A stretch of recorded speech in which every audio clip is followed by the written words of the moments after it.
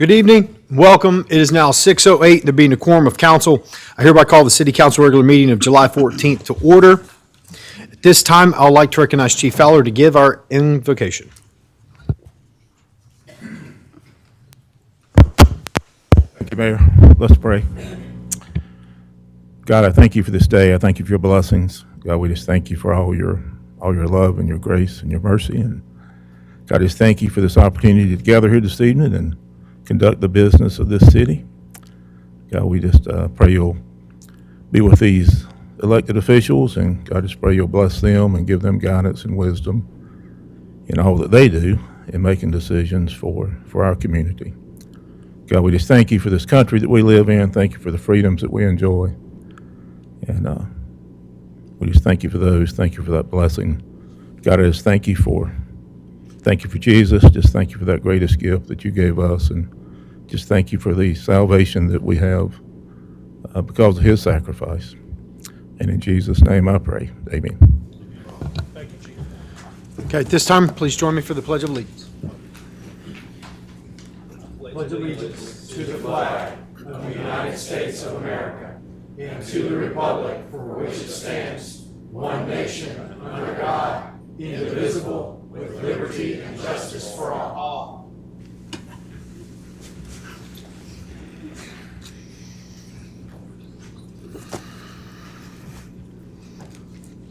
All right, at this time, we'll be going over our employee department recognitions. I'd like to recognize Lisa Jensen from our HR to present this next item.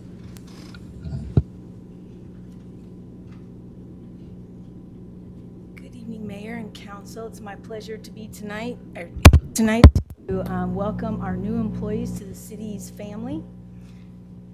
And for our airport, we have Keegan Lax. He's our airport operations supervisor. These folks came in the month of June. From Energy Services, we have Mariana Garcia Blanco. She's an intern. We have Trenton Dees. He's our electric substation technician 1. From Parks and Recreation, we have Braxton Poteet, lifeguard at our aquatic center, and Taylor Simpson, attendant at our aquatic center. From Parks and Recreation again, we have Cole Mandeville. He's one of our attendants there, and Rashi Sims, recreation attendant. From Parks and Recreation again, we have Erica Jenkins, day camp counselor, and Yair Lopez Juarez, water park slide attendant. We have Kenley Fowler, lifeguard at the Aquatic Center, and Madison Wilkins, hospitality specialist. Parks and Recreation again, Leslie Montedesca, she's a hospitality specialist, and Alexandra Florentino, lifeguard at Winchester. Sean Tessman, recreation attendant, and Ethan Powell, water park slide attendant. And again, from Parks and Recreation, we have Tanjay Everett, recreation attendant, Joshua Hernandez Fino, water park slide attendant. And from our police department, we have Milton Aragon Lopez, police officer 1, Kendall Shivers, police officer 1, and Jason Byram, police officer 1. That's it. Welcome to the family.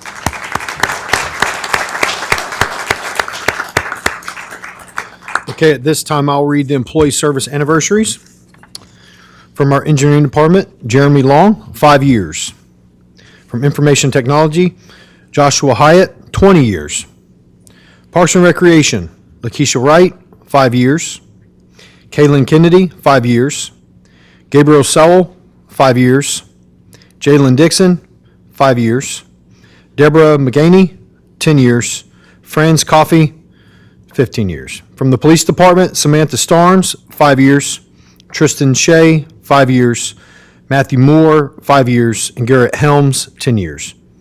Finally, from our tourism, Lynn Price, 5 years. Thank you all for serving.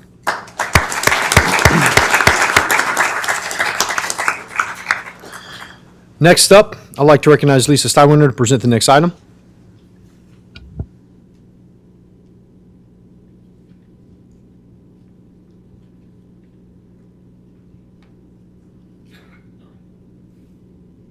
Good afternoon, Mayor, Mayor Pro Tem, City Council. I'm Lisa Steinwender, Director of Planning and Development with the City of Monroe. I get the privilege of recognizing Bryson Hester, Transportation Planner, for successfully completing 2 certifications. I'm going to ask him to come join me. Bryson has successfully completed his graduate certificate in Geographic Information Systems from North Carolina State University. The graduate certificate in GIS is a 12-credit-hour graduate-level program designed for working professionals seeking to strengthen their technical skills in geospatial information science. This program coursework focused on GIS fundamentals, spatial problem solving, geospatial programming, cartographic design, and professional geospatial practice. After excelling in his GIS geospatial modeling, Bryson was selected to serve as the sole teaching assistant for the graduate level course. He did assist students with graduate level coursework involving spatial modeling, roster analysis, and interpolation methods, hopefully I said that right, within both ArcGIS Pro and GrassGIS. The skills developed through the GIS certification program directly support Bryson's work with the City of Monroe that includes transportation mapping, public-facing GIS tools, downtown parking map, transportation project visualization tools, and bicycling and pedestrian planning. His GIS skills have been a great benefit to our department, and we're grateful to have him. So congratulations on this certification, and I'll get ready to recognize you for your next one. So Bryson is also being recognized for successfully completing a certification as a league cycling instructor through the League of American Bicyclists. The league cycling instructor credential is a nationally recognized bicycle education certification that prepares instructors to teach safe and confident bicycling skills to both young and adults through the league's Smart Cycling curriculum. Bryson completed this league cycling instructor seminar at the North Carolina State University from June 19th through the 21st, 2026. Prior to attending the seminar, he completed required classwork instruction, a Smart Cycling on-bike course, and a written examination. This certification included more than 35 hours of required instruction, testing, on-bike training, seminar participation, teaching participations, group writing, and skill evaluation. During this seminar, Bryson completed both individual and group presentations, led a group ride, and demonstrated proficiency in administering the league's required bicycle competency and handling skills assessment. Upon successful completion of the seminar, he earned his certification as a league cycling instructor. So what does that mean from here? As a certified league cycling instructor, Bryson is now qualified to teach League of Americans Bicyclists nationally recognized Smart Cycling curriculum, conduct bicycle safety education programs, administer bicycle skills assessments, and provide bicycle safety instruction to both youth and adults. One interesting factor is that he is one of 53 in all of North Carolina. So we're very excited to have him complete this certification, and he's very passionate about it. He's looking forward to building the Bike Month and bicycle safety and education programs. So just want to congratulate you on that initiative as well. So both exciting things. We're excited to have both these certifications and skills part of our department. So great job.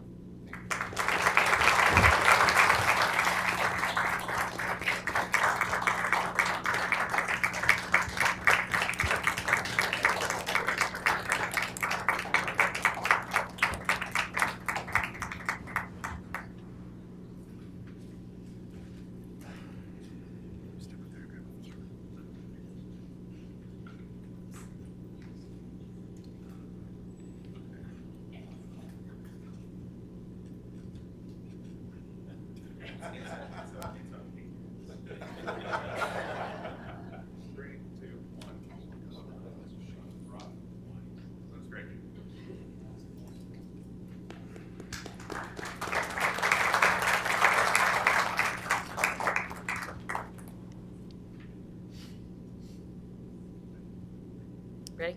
Okay. Good evening again. I get another privilege of recognizing the Code Enforcement Division. Come on up, guys, please.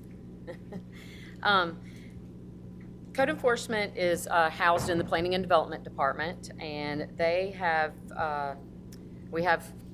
they're being recognized for receiving their housing code official certification from the North Carolina Housing Association of Housing Code Officials. Sorry, I can't get it all right tonight.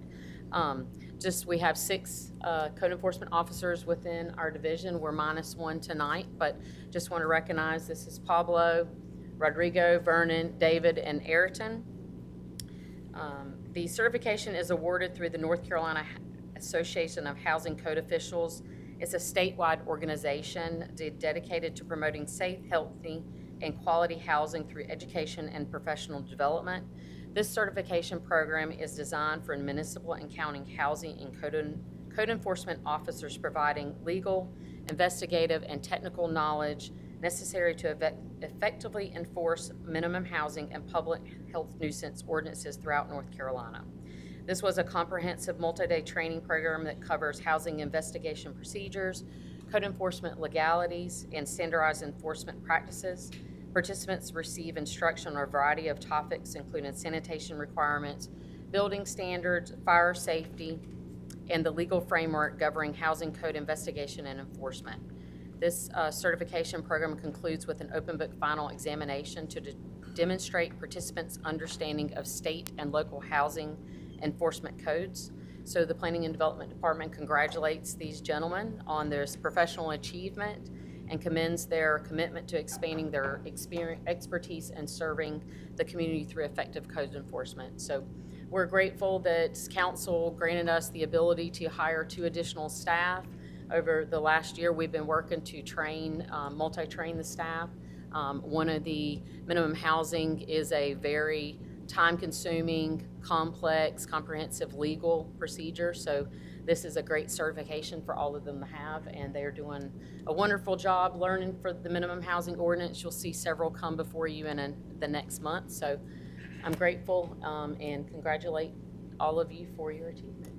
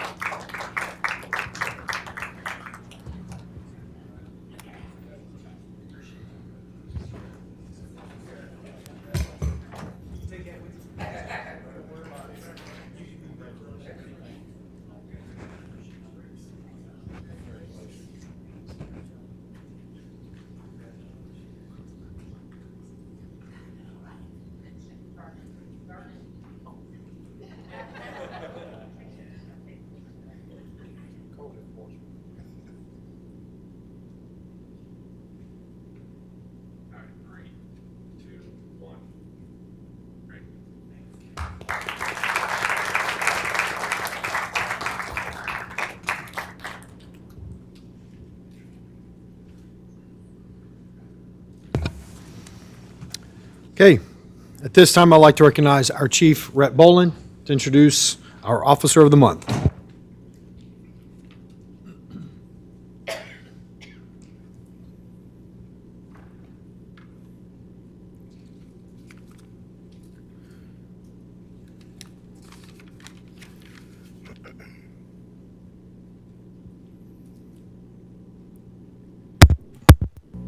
Good evening, Mayor, Mayor Pro Tem, council members. Tonight, the Monroe Police Department Officer of the Month for July 2026 is Detective Cody Ice. Detective Ice began his career with the Monroe Police Department as a patrol officer in August of 2016. He is currently assigned to the ABC, Alcohol Beverage Control Division. Detective Ice has consistently demonstrated the true meaning of service, humility, and commitment to the citizens of Monroe. On Thursday, June the 11th, 2026, Detective Ice attended a community watch meeting where residents discussed pay and dues in preparation for the Monroe Night Out. This particular community is well known for hosting one of the best Monroe Night Out events in the city, and the residents take great pride in making it successful each year. After the meeting, Detective Ice quietly made a large cash donation to give to the community in support of their efforts. What stood out the most was not only the generosity of his gift, but the humility behind it. You see, he did not want recognition or praise. Instead, he asked that the residents be told that the donation came from the police department.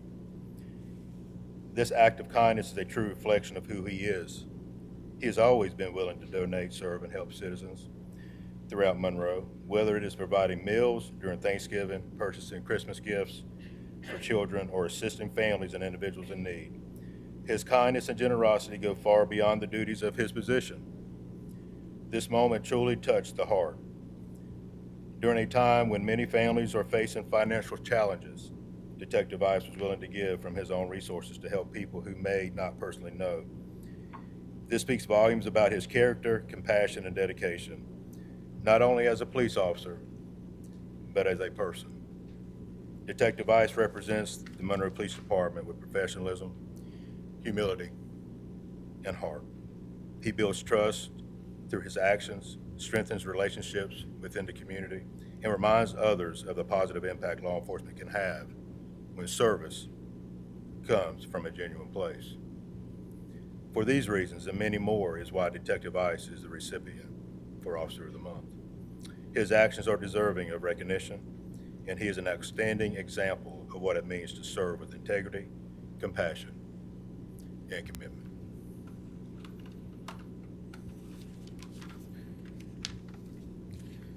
Detective Ice. Every month, a pen is given. Mr. Don Holmes, will you please stand up? This individual takes his own time and his own resources to donate to officers at our agency for a job well done. On the case, it says Detective Cody Ice, Officer of the Month, July 2026. And on the inside is a pen. It has a blue line through it, black. It has a little badge with your number on it. 494. Congratulations, my friend.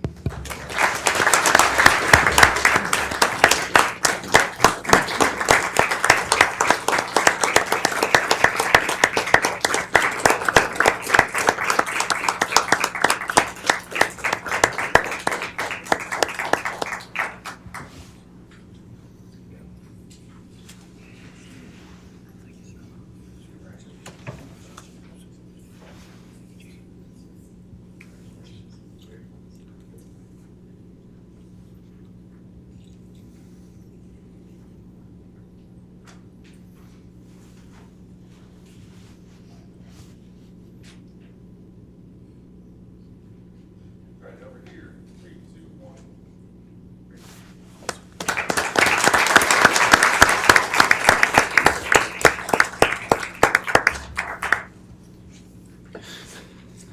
I would also like to say Cody represented the police department during the hot dog eating contest. Looked like he was going to throw up after 2.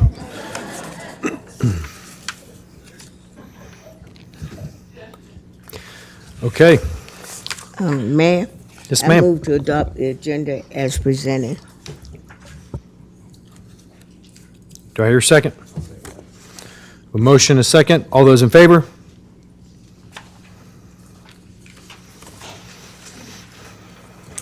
Next up, our consent agenda.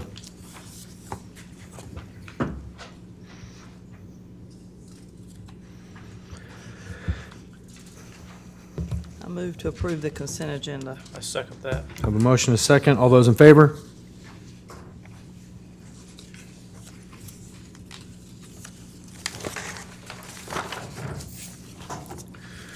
Okay, this time we'll be going into our public hearing time here in council. First up, we will be discussing our downtown economic development building rehabilitation improvement grant to Mark and Julie Fox for Jam's Pizza located at 101 West Franklin Street. Please understand this is a public hearing for everyone who has signed up for or against. You would adhere to the following guidelines. This is outside of staff. Proceed to the podium, state your name, and you must be concise. You will be limited to 3 minutes. There is also an opportunity for a spokesperson. However, at this time, to introduce this item, I would like to recognize Ashley Noel. Good afternoon, Mayor and Council. I am here today to present the Building Rehab and Improvement Grant for Jam's Pizza.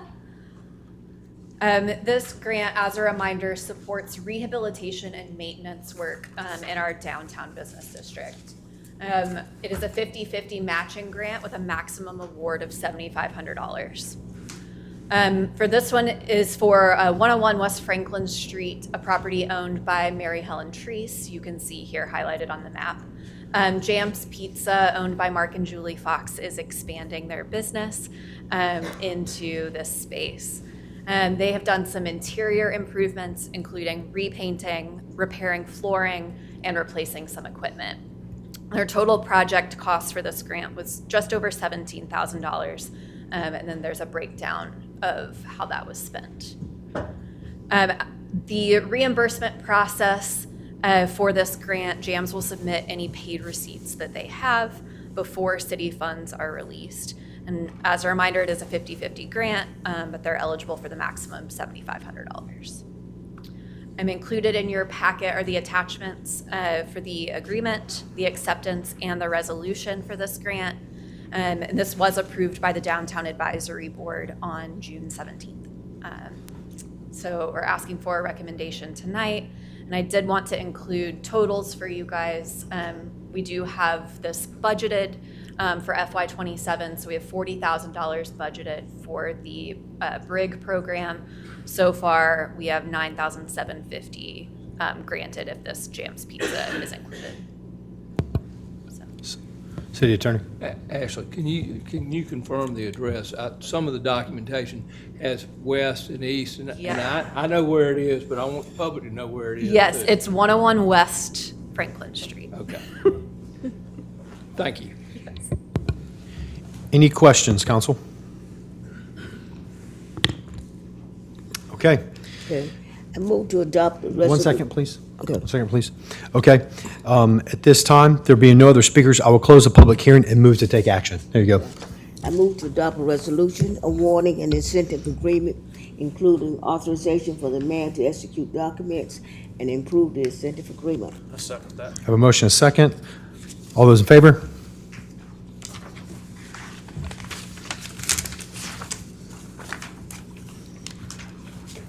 Our next item, Ms. Noel will be presenting our Downtown Economic Development Grow Monroe Grant to Sue King for Gingham Girl Cake Rolls and Creations located at 104 South Main Street. Mr. Mayor, I need to recuse myself from this vote. Okay, that will take a vote of council. All those in favor? Okay, so our next grant tonight is the Gingham Girls Cake Rolls and Creations, their Grow Monroe grant.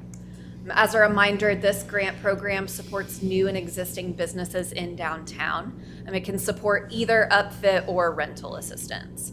It is also a 50-50 matching grant with some parameters based on their square footage. So expanding downtown restaurants are eligible for $6 a square foot. So Gingham Girl Cake Rolls and Creations, everyone's favorite dessert spot, is owned by Sue King. She is moving to 104 South Main Street. It's an 875 square foot commercial space. So therefore she's eligible for $5,250 in rental assistance, which she applied for.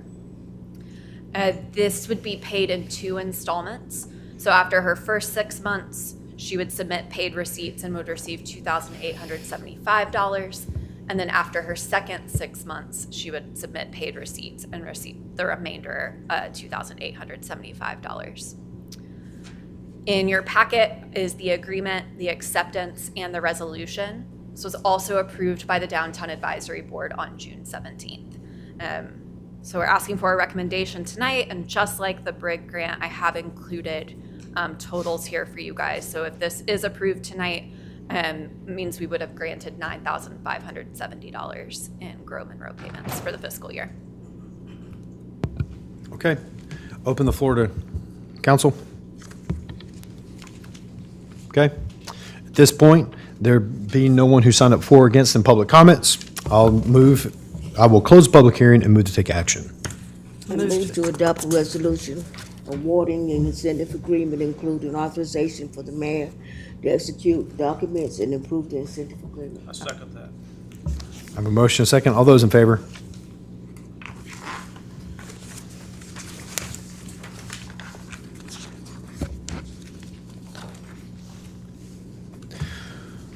Okay, at this time, I would like to recognize Teresa Campo to present the next item, which is our Economic Development Level 4 Incentive Grant to Confidential Company for Project Canopy.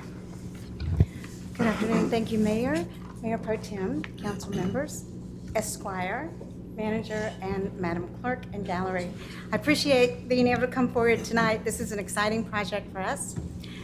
We have been working with McGee Corporation for approximately a year and a half, and now we're here before you to share this project. So this is an anticipated investment of $40 million, 32 jobs to be created within 2 to 3 years, with an average annual pay of $62,000. It'll be a new $350,000 square foot facility, including 45,000 square feet of office space, 30,000 square feet of truck maintenance and wash facility, and 100,000 square feet steel fabrication building. It is a 60-acre site that is currently needed for their future expansion. It's adjacent to the Monroe Corporate Center. It is publicly owned by the county, and it will return or become taxable property upon the closing. The current equipment value is $10,741,212. There'll also be a new utility customer for energy, water, sewer, and gas. They have been in operation since 1961 in Union County. Their address is Matthews, but it is actually physically located in Stallings. They have a track record of being good environmental stewards, sustainable, and they use existing workforce skills to develop future workforce, including apprenticeships and internships and many different opportunities for training and development. We had the opportunity to the leadership team to tour their facility and see all the new technologies that they are implementing and what their future growth is. They will retain the 164 employees that they currently have on staff and hire, of course, the 35 additional employees within 5 years. As I said before, these will be new energy, water, sewer, gas customers, and the property will convert to taxable. We are looking to give them a 5-year investment for the incentive upon the acceptance of the agreement. The capital investment will be no less than $30 million. We are anticipating it being a $40 million project. That includes the land purchase, machinery, equipment, and building construction. Each year, it'll be reviewed independently for the capital investments in regards to the grant payments. The grant factor payments are currently at 1.87%. However, these are subject to your adoption annually. The current tax rate for the city of Monroe, as you know, is the 0.44 of 100. Based on the high end of the projection of this $40 million project, we are looking at a projected annual tax collection of $176,000, with for the first year the $149,006 being the grant estimate. We've also offered them an additional incentive through our utility department for a utility easement as part of the economic development package. So I also had the members of McGee Corporation. This is a family business. So they are actually here tonight if you would like to talk to them. And they've elected for Sweet McGee to be the spokesperson.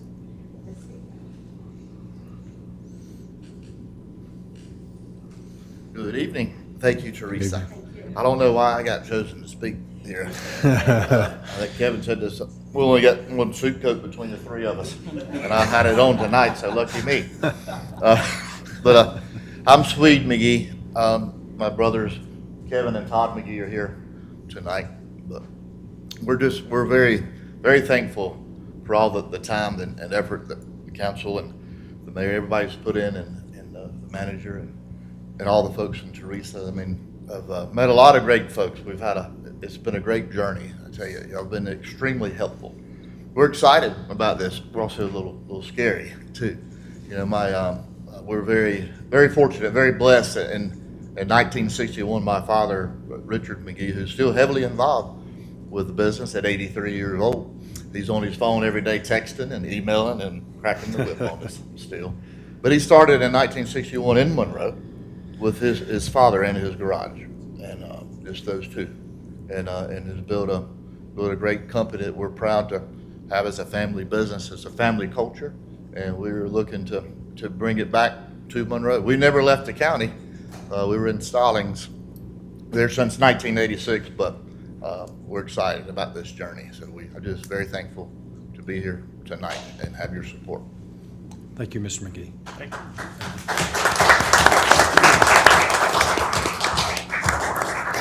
So if you have any questions, I'll be glad to answer them. However, I am before you to recommend that City Council approve the Economic Development Incentive Grant for the new business recruitment of the Level 4. At this time, I'll open up the floor for questions or comments. Comment, we're excited to have him back in Monroe.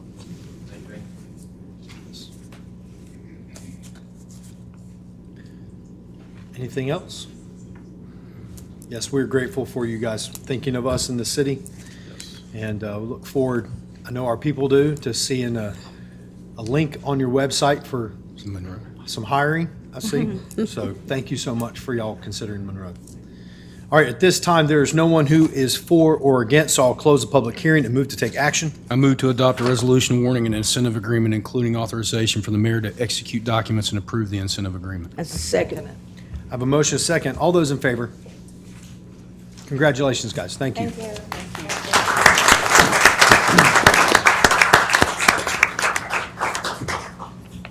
Thank you, Council.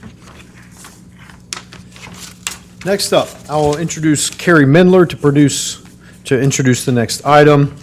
Zoning map amendment request to rezone property located at 2691 West Roosevelt Boulevard from conditional district RH properties to general business.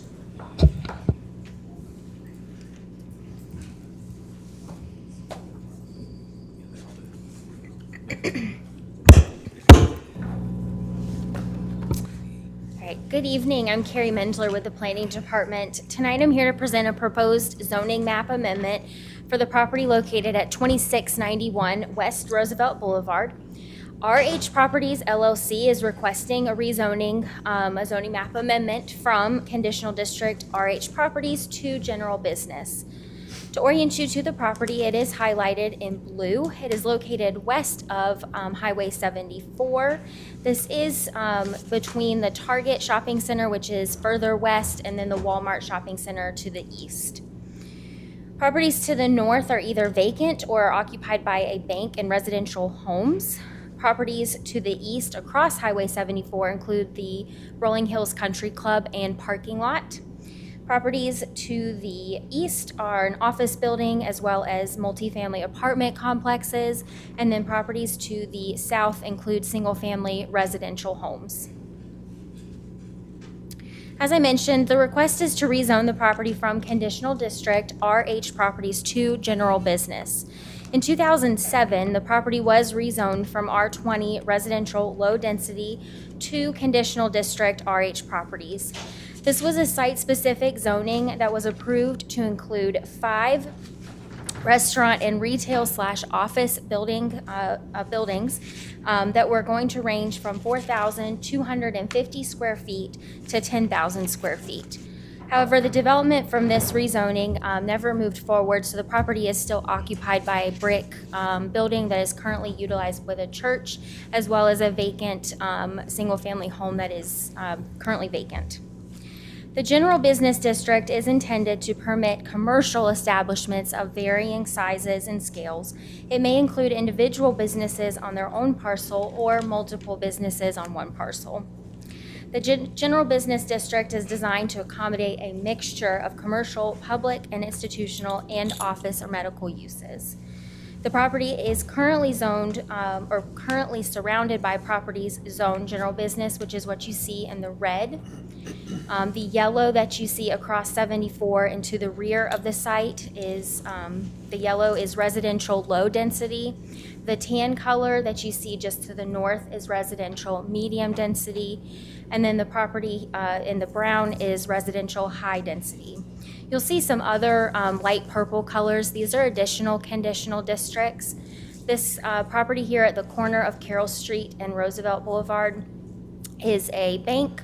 Across the road, you'll also see another purple conditional district that is also a bank commercial activity.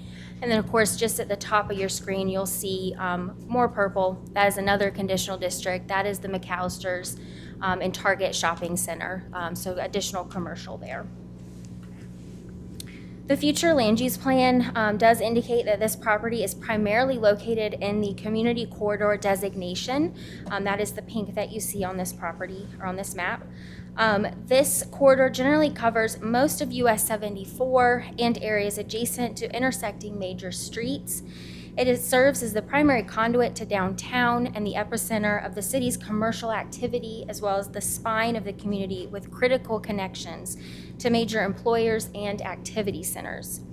Planning staff is of the opinion that the rezoning to general business is consistent with the land use and transportation plan because it would allow a commercial use along a corridor with higher traffic volumes where commercial uses are intended to be located. A rezoning notification sign was posted 10 days prior to the public hearing along Highway 74 as well as the rear of the property. Additionally, we did send 25 official rezoning notification letters to all of the property owners within at least 150 feet of the subject property, again 10 days prior to tonight's hearing. And planning staff and planning board did recommend approval of the rezoning request. I'll be happy to answer any questions you have. The applicant, Ms. Tyson, is here as well. Okay, at this time, I open the floor to comments, questions. Does general business, this was before us some time back, and there was a gas station that was, Yes. does general business mean that a gas station could be put back? Gas stations are allowed in general business, but my understanding is at this point, there's no intended end user. The current zoning doesn't really allow any development at this point because it lost its vesting in like probably several years ago, if not a decade or more, because it was approved in 2007. So they are just, at this point, trying to utilize the property, and really the only way to do that is to get a rezoning to some other district that would allow development. Change it from what it currently is, Right. which is, A conditional district that no longer has vesting. there's no way to renew that. Not that I'm aware of, not Okay. something from I 2007. have no, that's what I meant. Yeah, You're yeah. the expert. Yep. Did you say that the planning board and the planning department both think it is consistent? Yes, planning board and planning staff both said that it was consistent and recommend approval of the zoning. And letters went out to, you said 150 residents? Yep, so on this map that you see here, the red is the 150-foot buffer from the subject property, and all of the properties that you see highlighted in blue received notice. So we did go a little bit further here on the Arnold Drive side, as well as picked up an additional parcel there. What was the response? Did you receive a response? I received 2 phone calls, 1 email. I would say generally speaking, what I heard was they were seeking information on what was being requested. One individual did expressly state that they did have concerns about a connection to Arnold Drive for any kind of potential future development. But no real opposition? Not from our conversations. Ms. Anthony, there are those that have signed up for opposition here today, just so you know. I got a question for you. Yes. If this was up for rezoning for neighborhood business, could I put a gas station in? I think that gas stations are only allowed in the general business, I believe. So that would be an avenue to develop this without putting a gas station in, correct? Yes, you would. There would be some other limitations, just maybe based off of scale. Neighborhood business is sort of like a smaller version of general business, so I would think that that would be accurate. If this was up for rezoning for like office medical, could we put a gas station in the office medical? Obviously not, right? I don't think, not from a by right standpoint. You might be able to do a special use permit, but I don't think it's allowed, no. So there are other avenues for development that would not necessarily allow a gas station. Sure, there would be other potential zoning districts, yes. Could you back up to the plan where it shows consistency of timing? Is there a larger vehicle that can see more of the road?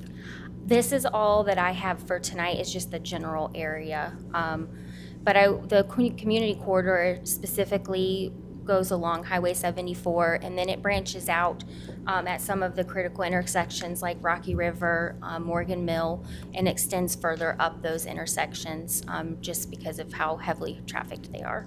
So would it be accurate to say it follows 74 from Rocky River, basically all the way to Hilltop? I would say that's fairly accurate, yes. And how many of these are already in the general business zone? So the red is the general business zoning district, so there are parcels on either side. I did mention these other parcels, which were conditional districts. I mentioned those because they are commercial developments. In our old code, there were some interesting requirements leading to those sites to be require rezoning in order to be developed, like a landscape buffer that maybe couldn't be met. And then, of course, this yellow that you see is the Rolling Hills Country Club and parking lot. And then the red parcel adjacent to the driving range at Rolling Hills, that's the 4 acres. I believe there might be a house there currently. Houses. Mm-hmm. And that goes all the way down, the general business goes all the way down to Griffin Motor Company, right? I believe so. There might be a parcel here and there that isn't, but by and large, you're going to have all general business through there all the way down to like the old Chick-fil-A site. Thank you. My only concern is that I recall from the previous rezoning request that the community overwhelmingly opposed to the gas station. And so I know Councilmember Dodson was asking about that gas station. So we can guarantee that there cannot be a gas station built with this new rezoning. You wouldn't be able to do that with a general business rezoning. There's no conditions that we can do with a general rezoning. So the request tonight is for general business in which gas stations are permitted use, but we can't say we'll approve everything but a gas station. You either approve general business and anything that is allowed in that district can be developed, or you could deny it altogether. Okay, because it just sounds like it's a workaround. It sounds like it's a workaround to rezone it this to allow that to happen. And I know the community didn't want that, so I just don't want us to approve this and then they go ahead and do the gas station anyway. Sure.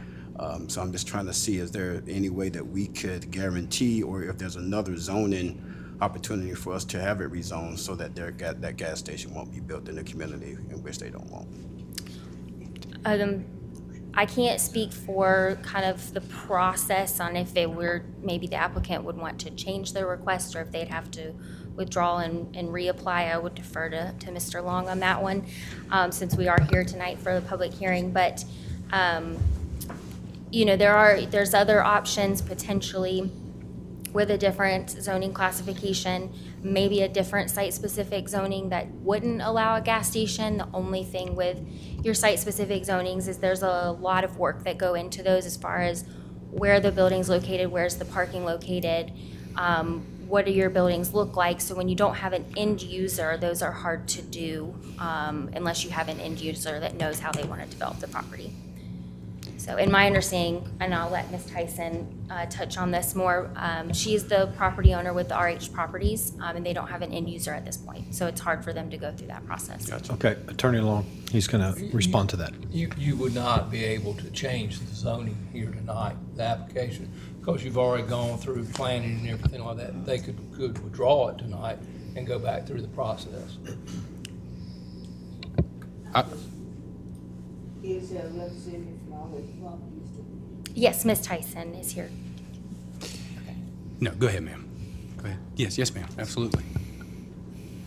Mayor and council, I want to tell you, I hear and I respect, and I'm listening to what the neighbors say. What we're doing has absolutely nothing to do with Sam's Mart that was before you last year. And being in real estate 33 years, I can tell you, there's no way a gas station would go on that piece of property, not at a corner. There actually is not room for a gas station there. What Sam's was going to do was going to be a car wash with pumps. So what we're going to do is, and this came up at the planning board session, is we would like something as an example, a Krispy Kreme. I heard at the last public hearing, a ice cream shop. I'm asking for the neighbors' help.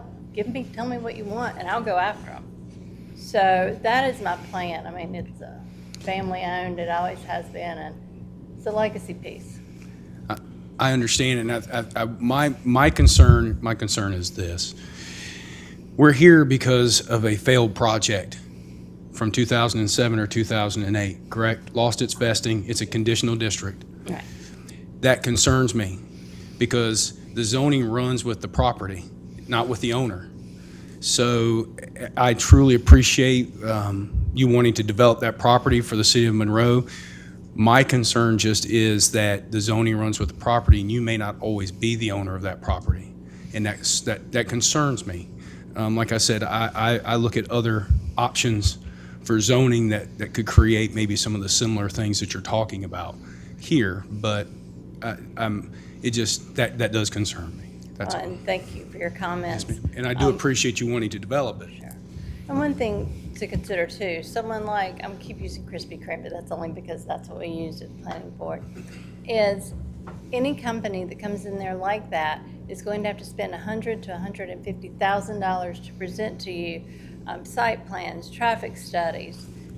Companies do not want, office complexes do not want to do that for the end product to be, I've spent $150,000 and you may reject it. So that's why it's all general business surrounding it. So there's really no good reason that it shouldn't be rezoned to general business. I would say this. I appreciate that fact. I appreciate the money that gets spent on the property to develop it, but it's a privilege to develop property in Monroe. It is. And there are people who live behind there that's their life. Of course. I mean, they've put years into that neighborhood. So to them, I'll be quite honest with you, and I don't think I speak for them, I'll speak for myself, $150,000 when you're trying to develop something that's going to be a profit for you and be a business that generates revenue.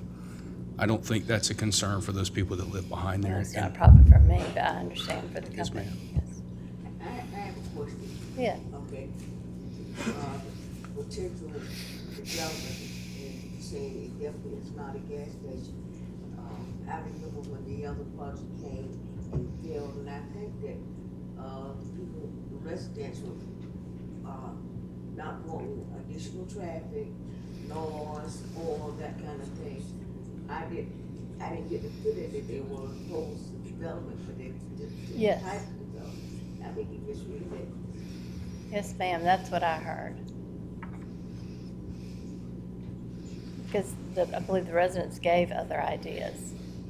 And like I said, I'm listening and I appreciate that. I heard you say that you wanted to include the residents in determining what would be developed. The residents, yes, I would, I mean, my number is public. I would love, I'd love the help. I would love their input. Is it something that you're entertaining now to pursue? Well, I'll be quite honest with you. We had a event company that did weddings that was going to build, we had a drawing, all glass. But when they heard that they had to go through the rezoning process, they just said, we're not interested. I'm currently talking to someone that would build a really nice office building, like Kinko's or something similar in the office building, so it wouldn't be high traffic.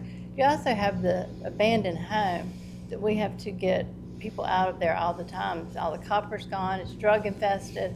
I mean, that would be gone if we could sell this. And I have no end user. All I've got is my reputation here, folks, and I can tell you, we don't have an end user. You're a native of Monroe? I am. Okay. So you have the interest of residents at home?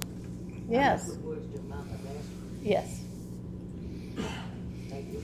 Yes. Would you consider a zoning option that was less than general business? Do you know, Mr. Anderson, I haven't thought about those. I would have to see. I mean, I'm not opposed to that, absolutely not. Yeah.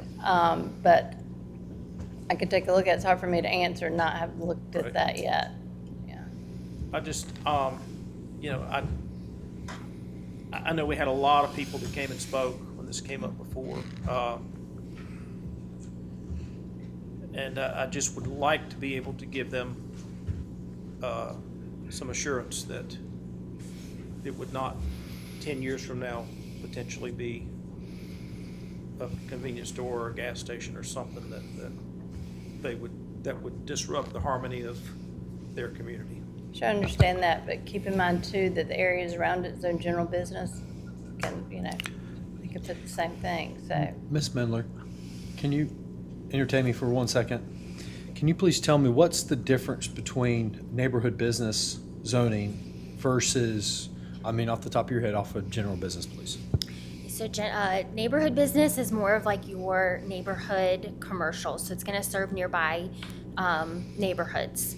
So they both allow retail, but the neighborhood business is going to allow a smaller square footage of retail versus general business, which is going to go up to a higher amount of square footage. I was just checking your question about the car wash and the gas station. It's a special use permit, isn't it? It is. I knew you'd know the answer. I understand. But office medical wouldn't allow either one of those. But neighborhood business, there would still be an avenue, but they would go to the Board of Adjustment if it was neighborhood business, whereas general business would allow those two uses.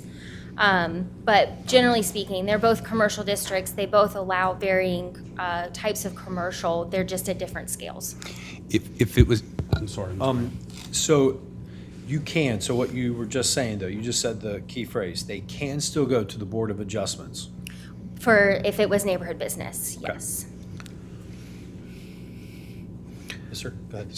So if it came as neighborhood business, it would have an avenue if at some point somebody tried to put in a gas station, but it would have protections to that extent. There would be a public hearing, and it would have to go to the Board of Adjustment. right. Yeah. So if it was zone neighborhood business and everything worked out, like you were saying, Krispy Kreme, whatever that may be, that would be able to go in there as what would be planned. But then if it somehow went a sideways 5 years from now and somebody tried to go in, they'd have to go through an extra step to get a gas station in there, correct? If it was neighborhood business, yes. Right. Councilman Carr? I feel like we're making this needlessly complicated. Across the street, you've got general business already, all the way down. So the Chick-fil-A site, everyone seems hot about a gas station. Could that be a gas station? Yes, I believe that's general business there. So, I mean, that's an established residential neighborhood immediately contiguous to that property. And those are very expensive houses and townhouses back there. And, that's by right, correct? And in doing this general business, we would be creating consistency to the main gateway into town. In staff's opinion, yes. And in planning board's opinion. Yes. I mean, we work day in and day out, week after week, month after month to try to get consistency and good planning throughout Monroe. We've been doing a great job really focusing on downtown. And to me, this is correcting something that, the entitlement expired, correct? Yes. I'm sure it was the applicant, and I'm sure the applicant's intention was never to lose the ability, to entitle the property. So we're just correcting something that many zoning categories ago, has since gone away. I think it's a step we need to move towards. I think everything on 74 needs to look better. We have all the gateways into downtown that we're focusing on, and I think a lot of people lose sight of 74. And if you ride up and down this section of 74, it was mentioned drug houses, abandoned properties. This is something we ride by all the time, and it needs to be cleaned up. Any other comments, council?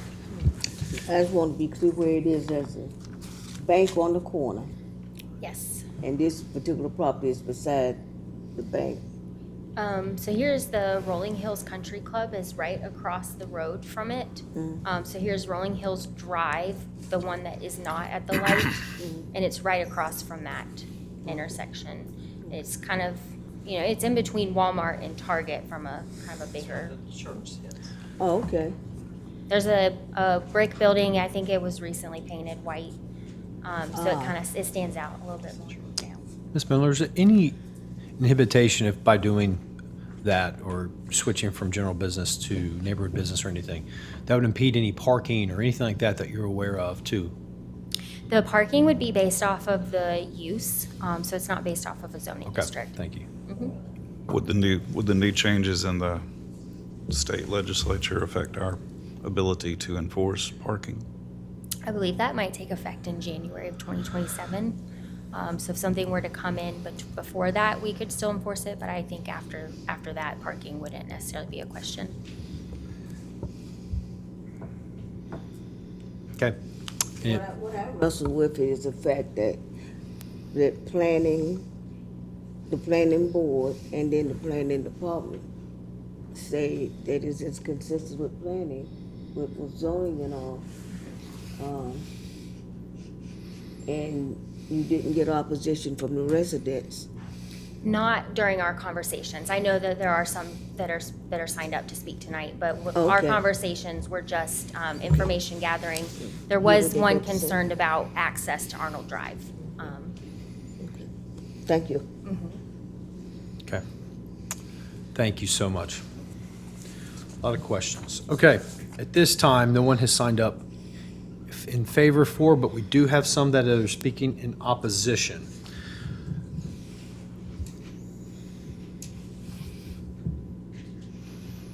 Okay. When I call your name, please come to the podium. You do not have to state your address, but you will have 3 minutes, okay? And forgive me, I can't really read this last name. Matthew Kale? Okay.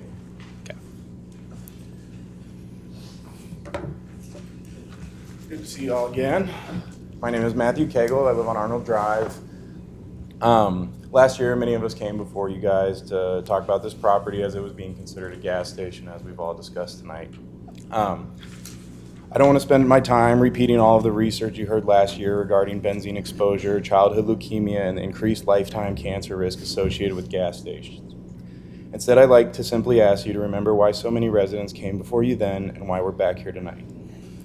We understand that that property will probably be developed.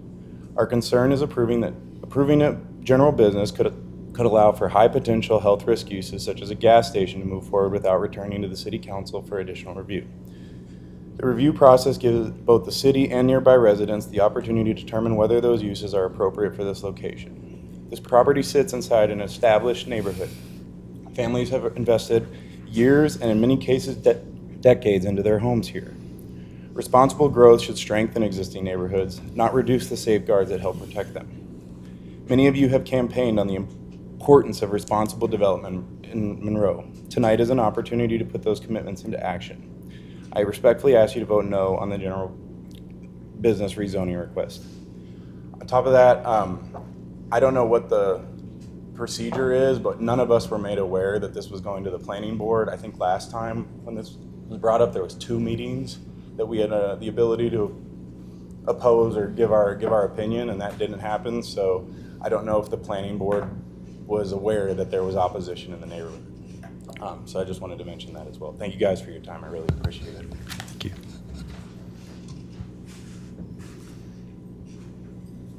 Mary Kate Skurlock?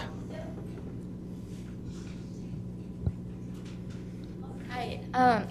Okay, 3 minutes, correct? Okay, so I'm first going to start with just a couple of things I've heard during this discussion. And the first one, like my husband mentioned, we weren't informed of the initial planning board meeting. Had we known about it, we all, of course, would have been there. We've been there every time this has been up there. So if that was something we were to be informed of, we would have liked to have our case presented to the planning board. And maybe they would have seen it in a different eye, maybe not, but just we don't know because we weren't there. And lastly, I've been hearing some discourse about everything around its general business. It needs to match general business. My rebuttal to that is that this has been a neighborhood for decades upon decades. I'm pretty sure this neighborhood has been here before Monroe came out this far. So this is a pretty well-established community. And so just because everything around it is general business doesn't mean we have to make that same decision with this type of property that has been in a neighborhood for a very long time. All right, now to the stuff I actually wrote down. Okay, woo. Okay, I respectfully ask for y'all to deny this request to rezone the property on Highway 74 to general business. I want to be clear, this is not about stopping development. The question is whether general business is the right zoning for this property located inside a neighborhood. The UDO states that it was adopted to protect and promote the public health, safety, and general welfare of the residents and businesses in Monroe. The SDO objectives reinforce that purpose. Objective A requires compatible growth. Objective D promotes safety and well-being of citizens. Objectives F and K protect neighborhoods and community character. Objective P requires safe, compatible development. Approving general business for this property contradicts the SDO intent and objectives because it enables higher health risk uses within a neighborhood while removing council review. A major concern is that general business allows gas stations and other high impacts without any additional review. So gas stations are of concern because, like my husband has mentioned before, it leaches benzene into the surrounding environment. Studies have been observed that people living near gas stations can experience increased lifetime cancer and childhood leukemia risks. The city's own zoning framework recognizes that fuel-related uses require careful consideration. Even heavy industrial zoning does not permit gas stations within its use. If the city recognizes that these uses require limitation in certain zoning districts, it raises the question of why a gas station should be allowed outright inside of a neighborhood without additional review. To reiterate, a no vote on this request is not an outright ban on development. It simply recognizes that general business is not the right zoning for a property inside a long-established neighborhood. Might I suggest the property owner try neighborhood business or office or medical zoning, as it provides better balance. It allows him to develop the property while preserving additional review for these high-impact uses. I respectfully ask the mayor and city council to deny the general business zoning request and uphold the city's commitment to responsible development, a commitment many of y'all have also campaigned on. Thanks, y'all. Appreciate your time.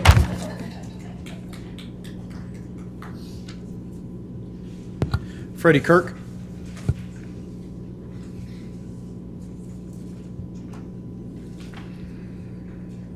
Good evening, Mayor, Pro Tem, council members. My name is Freddie Kirk. I live at 2540 Arnold Drive. Is the mouse still alive? Yeah. I live at 2540 Arnold Drive, which, if you can see the screen, is right here. Have been for 46 years. The neighborhood, again, you keep hearing the term over and over about it's all general business. No, it's not all general business. Is the thing that I want to help you to understand is that it's still a community. It's still a neighborhood in the very truest sense of the word. It really is. This is one of the oldest neighborhoods in Monroe, probably 60 years or more. I know that for a fact. Like I said, I've been here for 46 years. And to give you some idea, the house here on the corner is a single family, and all the homes are 14 to 1,700 square feet. So these aren't wealthy people. These are people who have invested their lives, raised their children here. This is a single family home. Here is a single family home. An older lady lives, I don't know if I should be telling those things. Older lady lives here, single family home here, single family home here, folks from Romania, great neighbors, excuse me, all good neighbors, single family home here. The brother of the owner lives there now. My neighbor here, the original owners, lived there for 40 years before they died. The son now inherited it. He's been there 10 to 15 years. Again, this is me. Across the street from me is a family with 3 little boys that one reason we were so concerned before is the amount of traffic that with the gas station, they were wanting to put an exit onto the Arnold Drive, a commercial traffic onto a residential road, which you guys really stood up for, and I really appreciate that. But it is a community. It really is. Small family homes. It touches business, yes, and we would honestly like to see it get developed by something that we all, both the owners and us, could agree it's good for Monroe, that type of thing, because it's going to happen. As an example, it could stay a church, but I've been told that the owners now want about $3 million for it, and the small churches can't afford that, of course. So that's the thing. It is still a community, and we appreciate the opportunity to have the checks and balances that you guys are looking at, and we hope we'll come up with a good decision. Thank you.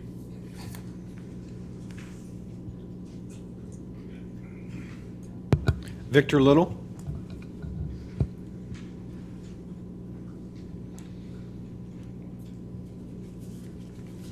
Good evening, everyone. My name's Victor Little. My house is not on there, but I live on up the road from Freddie, 2535. Speaking of Rolling Hills, when it was the Methodist Church, my house was built in 1963, so it's been there for a while. I've been there for 20 years of that.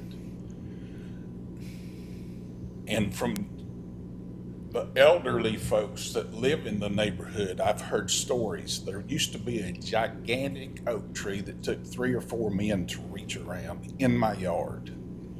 I think Hurricane Andrew took it down or something, one of them. But anyway, they used to hold church underneath that oak tree before they built that church. So that's how long this community's been around. My big concern, and I'm going to be brief, is about the traffic. Thank y'all, by the way, for getting Arnold Drive repaved.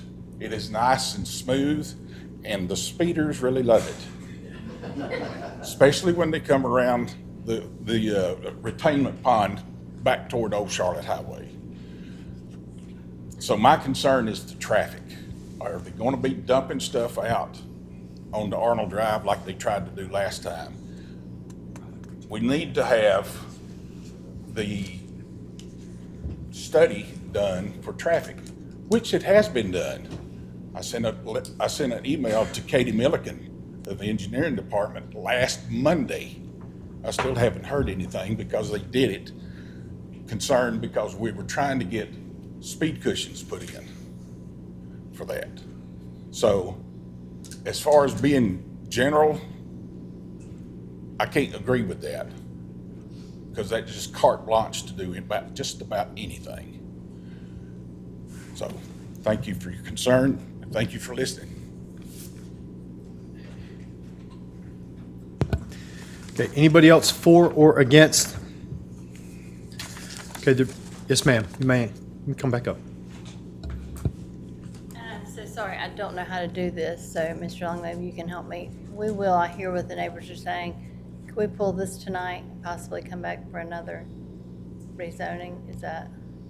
I believe the rules are, once you start, it's up to council whether they allow you to withdraw. If council votes to allow you to withdraw, you can withdraw. And so that would be a vote of council. So what I'm hearing is that you want to come back with just a different zoning. Yes, sir. Okay.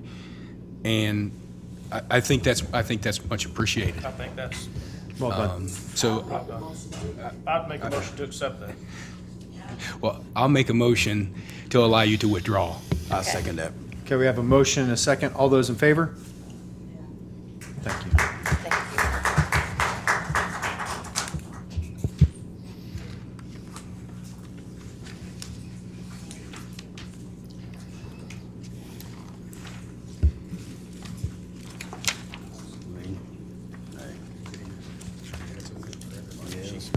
Well, that's how community works together.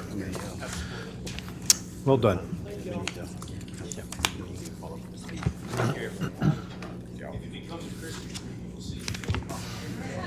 Hey, Mayor. Really? Wow. Like that building that's still there? This one. Yeah. And the oak tree that you're talking about, that's No way. Wow. That's the legacy right there.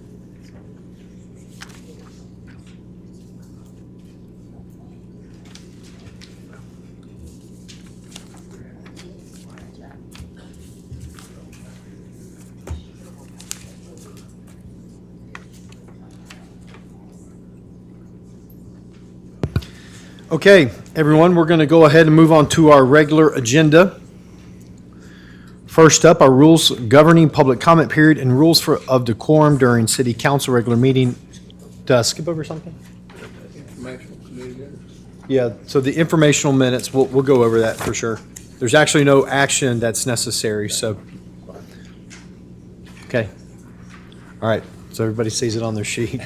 Thanks, Richard. Okay, yeah. All right. At this time, I'd like to recognize Councilmember Thompson to present this item. Okay, thank you, Mayor. It's straightforward, and I'll just go ahead and read the motion. I'm going to move to amend the rules governing of the public comment period to restore live broadcasting of public comments. That was never meant to be permanent, and it seems like now is the appropriate time to reestablish that. And then eliminate the current spokesperson incentive structure, thereby ensuring that each individual who signs up to speak is allotted up to 2 minutes to provide their comments. Before I finish, I would like to say also in number 3 in our current rules that were amended in 2026, there's a 60-minute total time for public comment. And there's also the provision that if city council decides, and there are a lot of folks here who would like to speak about the same thing, or there are many people that would like to voice their opinion, and they have the right to do that, the council can always extend beyond that 60 minutes. So there's that provision, just as a reminder.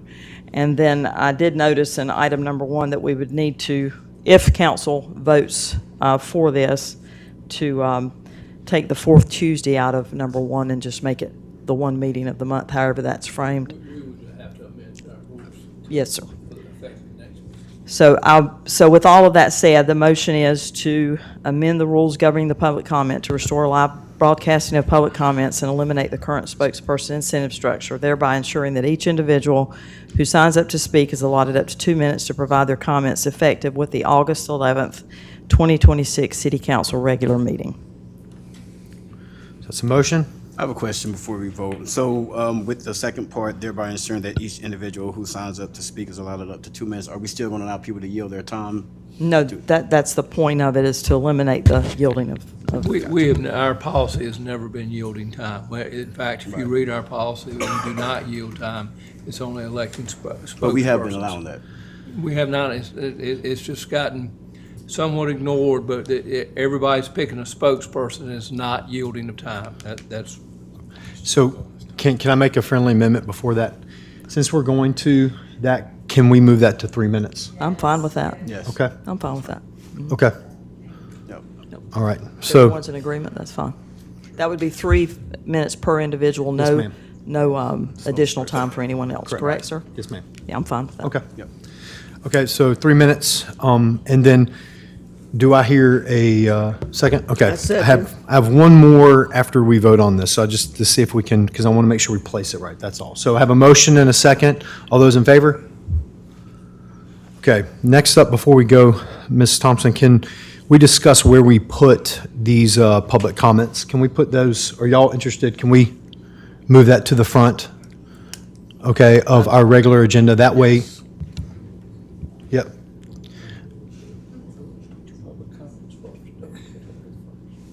Say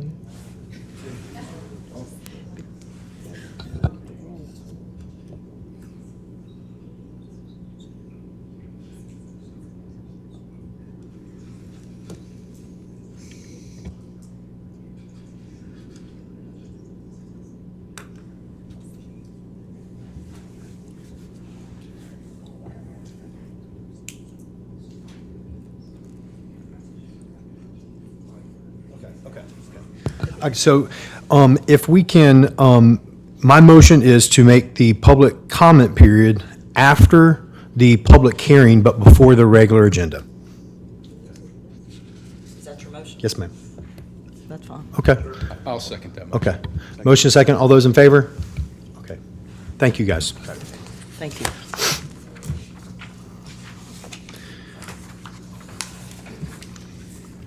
Okay, at this time, I'd like to recognize Lisa Hollowell to present the next item. Outside agency program funding direction for fiscal year 2027. Mr. Mayor and Council, staff is seeking direction on how to move forward with the outside agency funding program. And as a reminder, at the June 9th meeting, Council amended the outside agency funding policy to increase the funding limitation from 2% to 2.5% of the general fund budget. And so that is already in place. So now the policy limits the city's combined direct, indirect, and in-kind support for the outside agencies to 2.5% of the general fund budget, and that's approximately about $1,728.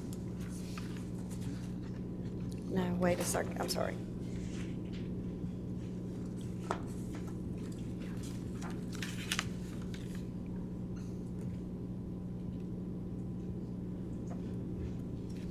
Two and a half % of last year's general fund budget.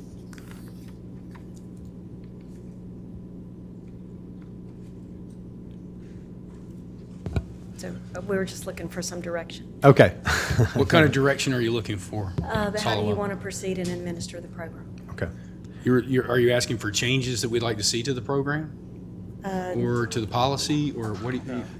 Specifically what to do right now. So we have, so just to kind of get the conversation started, council, we have money set aside currently for the outside agency funding, okay? And so what we're discussing here is sending this back to the General Services Committee. That is basically the direction, so that it gets deliberated on and brought through the General Services Committee, then back to council. Okay? Yes, My ma'am. understanding with raising the cat, that was so we could honor, monies that have been recommended. And I know that we were planning to look at the process, to try to make it a better process. It's been stated that, you know, it's got a lot of fault in it. Just go back to the drawing board and get another process, but that would be for the coming year. That was my understanding with the motion. Yeah, city manager. So the item itself, the outside agency funding, never came before city council. No, it's never been voted on. So it came before the General Services Committee. There was a process where each item or request was reviewed, and then there was a recommendation to city council for a certain amount. So there's and that total exceeded the 2% cap of last year's general fund budget. So that was the main reason that it was pulled. There, in order for it to come back,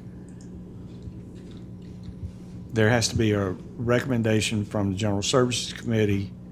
There has to be a budget amendment for that amount also done and brought to City Council for approval at the same time. During the deliberations, though, there was the question about whether or not there was some conflict of interest. So that would be the reason it needs to go back to General Services for second review of the same information, and then come back to City Council along with a budget amendment in the amount of the total direct funding that is being recommended, and have that presented to City Council, and then y'all can act on it. Right. Can we do that in August? Yes, ma'am. Yeah. And to be clear, this is not a new process. It's not a new process. We have individuals who have the money set aside, but per the city manager, that's what we'll do. We'll send it back so y'all guys can give direction on that, so deliberation doesn't happen for that specific reason, and then it'll come back to city council. Right. So at the August General Services meeting, the General Services Committee would review that same information again, make sure there's no conflicts of interest. Then whatever the recommendation is will come to City Council along with the appropriate budget amendment. That would be adopted by City Council. Then we would communicate to the outside agencies the amount of the funding award. Okay. Do we need a motion? Yes, ma'am, we do. And that would be done at your August meeting. August, yes, ma'am. Now your motion? Yes, sir. I'll make the motion that we move, that we have a second hearing, would that be the right wording to use, for the outside agency funding program direction for fiscal year 2027 at the August General Services Committee meeting? Yes. I'll Second. Yeah. Okay, so we have a motion and a second.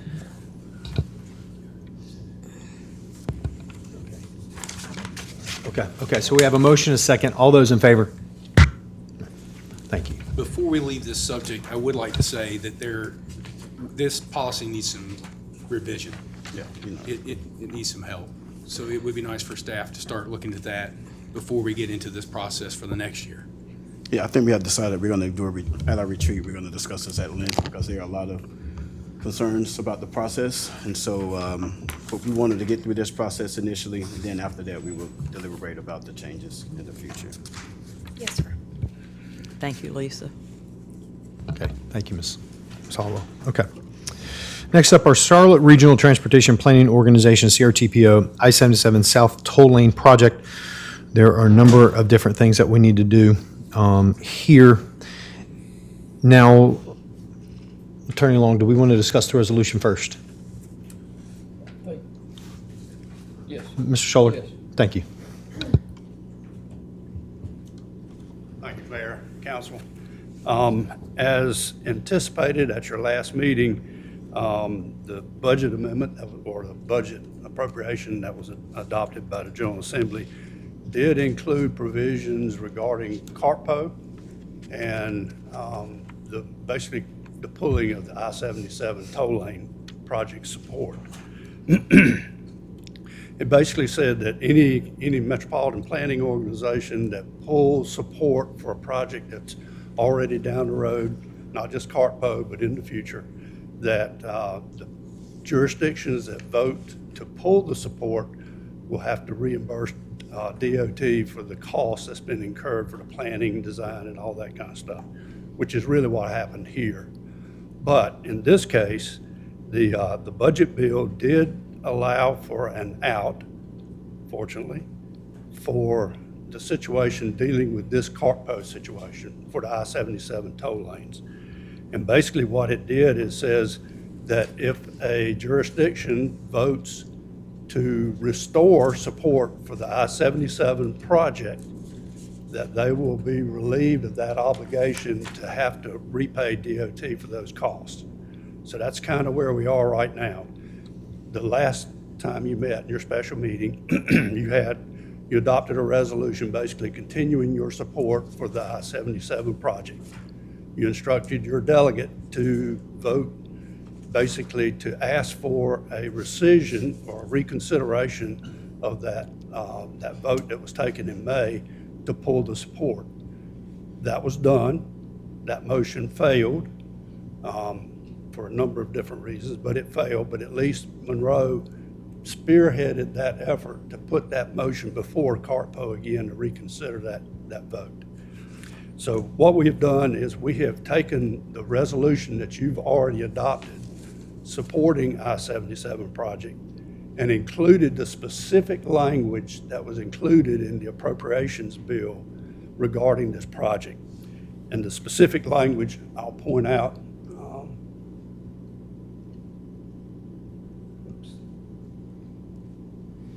starting right there where it says, whereas SL 2026-41, 2026 Appropriation Act, that language right there is straight out of that bill, okay? So that's recognizing the fact that it is in the appropriations bill. The next paragraph under that recognizes that the city of Monroe spearheaded the effort to try to get a reconsideration of that motion. It failed, but at least you made that effort. But the real revision is right there where it says, be it further resolved. And that's where you are calling for, again, the delegate from the city of Monroe at a future meeting to vote in favor of restoring support for I-77 project. And that is consistent with what this bill is requiring. I understand Mr. Long has had some conversations with the CARPO attorney, and he'll tell you about that. But again, this language within this bill is specifically designed to address the language that was in the appropriations legislation that gives those agencies that vote in a future meeting to restore support for the I-77 project and out so that they will not have to reimburse DOT for the funds that they have spent so far. They're proportional funds. And from what I understand, it's a fairly substantial amount of money. So, Richard, you want to talk about the Sure. In talking with CARPO's attorney, he conveyed to me that the CARPO chair, Brad Richardson, is going to announce at the meeting tomorrow night that an item discussing reinstating or rescinding the May 20th action, which was the October 2024 resolution, will be on the September CARPO meeting agenda. So that's going to be discussed in September. Look, the Mecklenburg County, Charlotte, Davidson, and Matthews can still block it if they want to.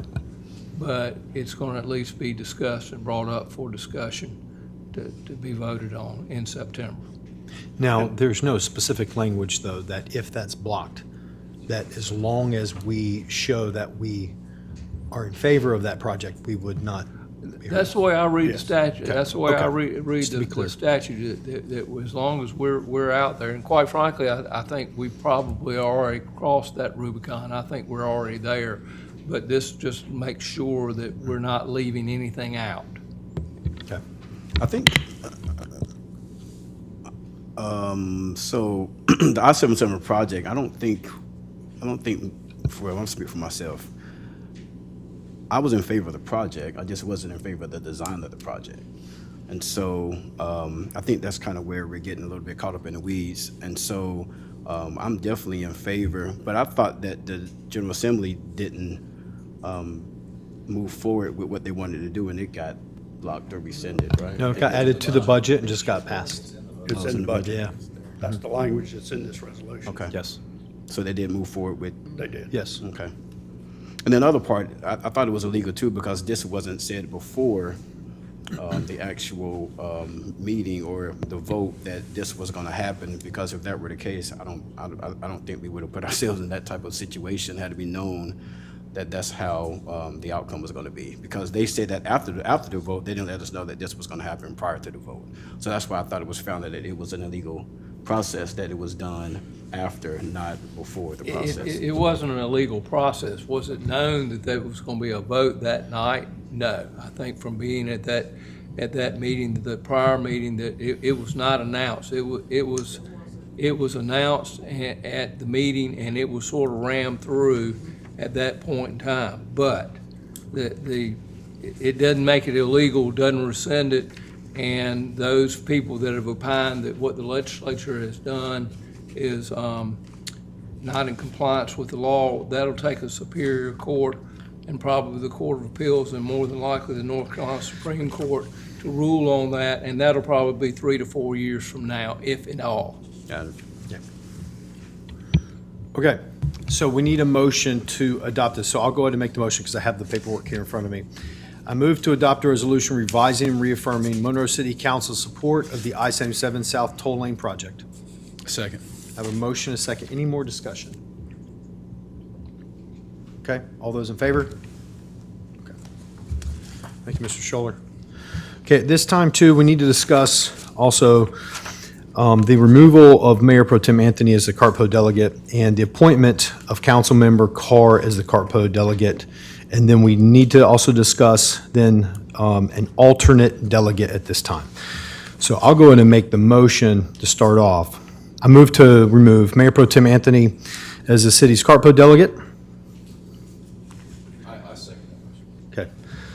I have a second.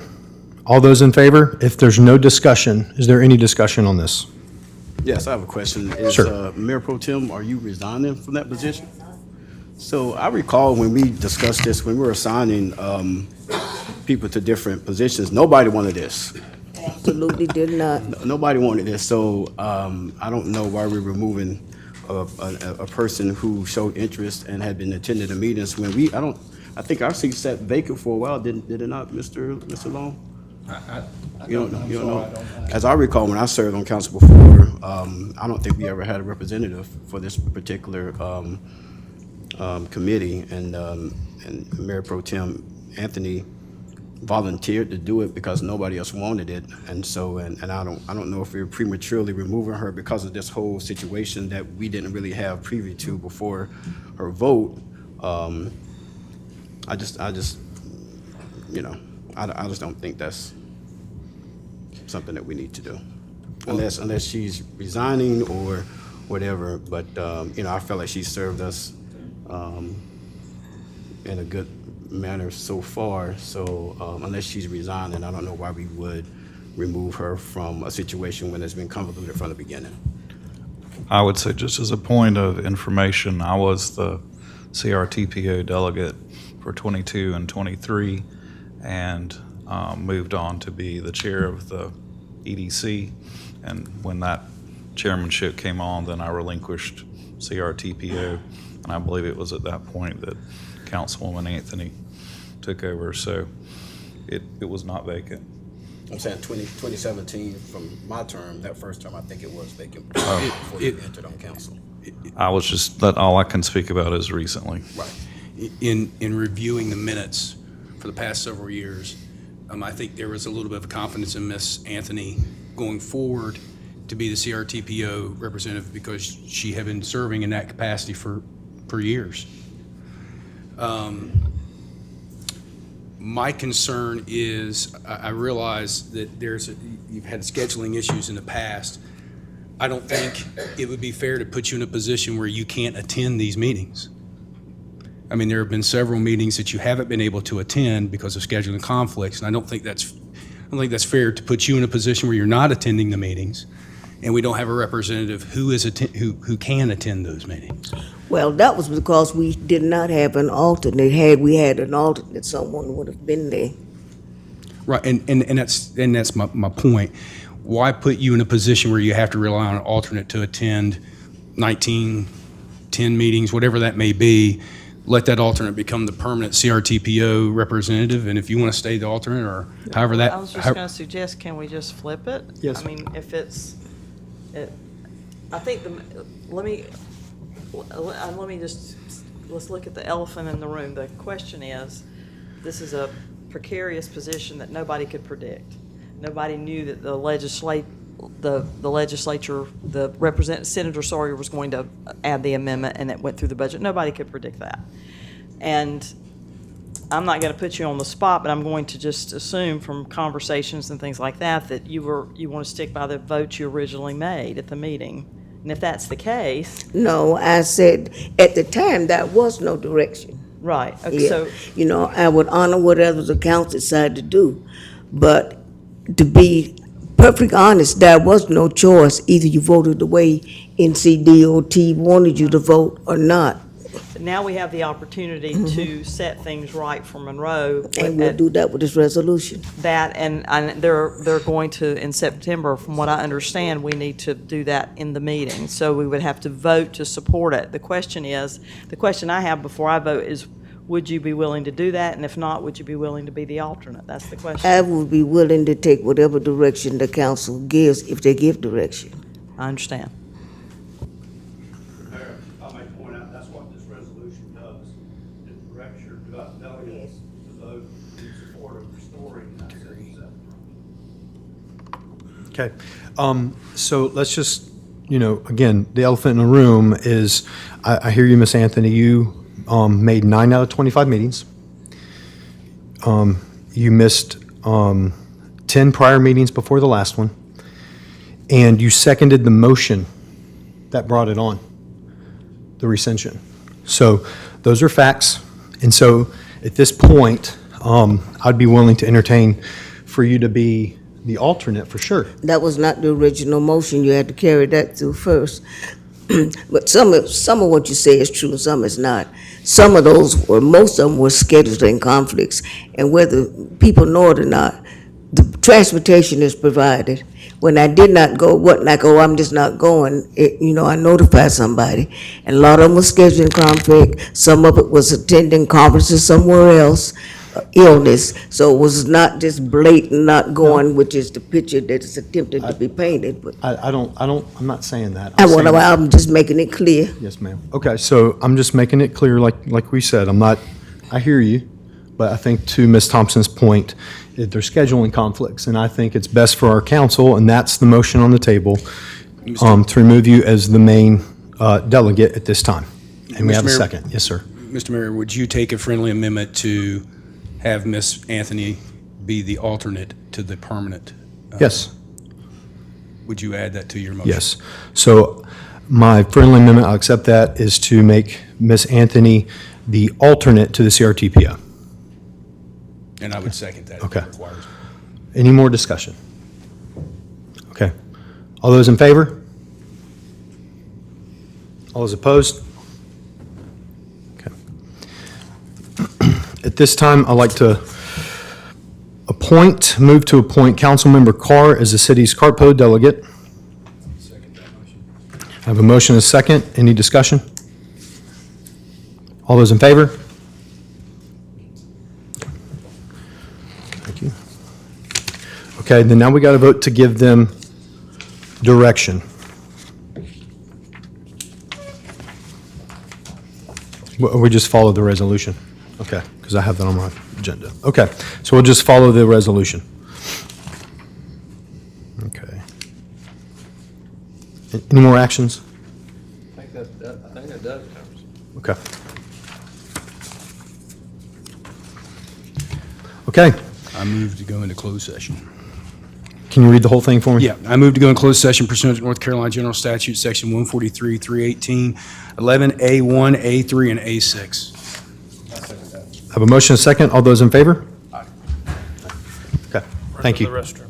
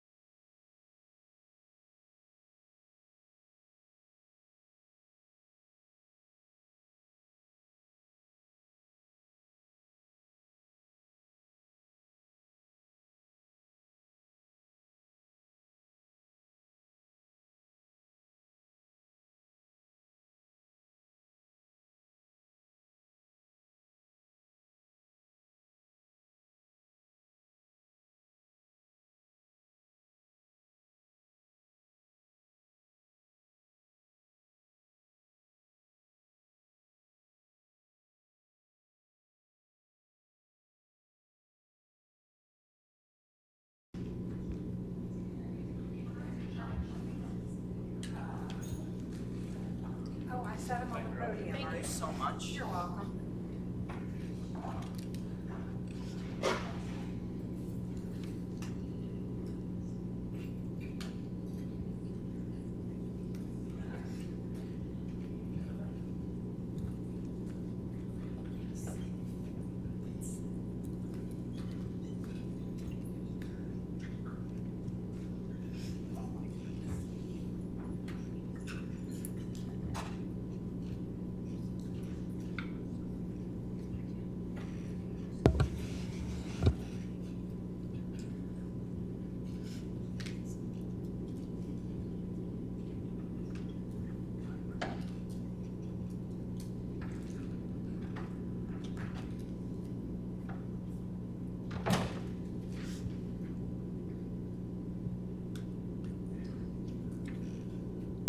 And we're back.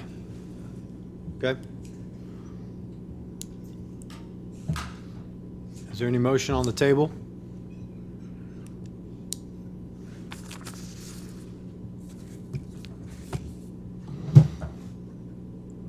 Mr. Mayor, do you want to, What we discussed?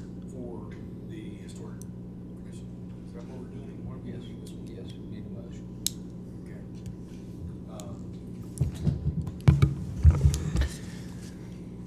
I would move that a complaint that we recently received about a member of the Historic Commission be forwarded to the Historic Commission for their review and for a recommendation to come from them and what action, if any, needs to be taken.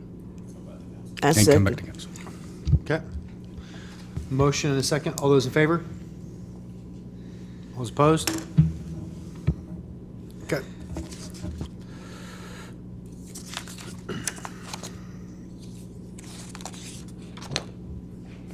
Next up, going to our public comment period. Attorney Long? Okay, who's speaking in public comment? Hadn't done this before. Okay, then you get the drill. I'm just sorry, otherwise I was gonna make it short, okay? The rule, I'm still gonna make it short, okay? So the rules are you need to sign up and give your topic. And giving your topic, you need, once you give your topic, if you're from the city of Monroe, you get to speak first.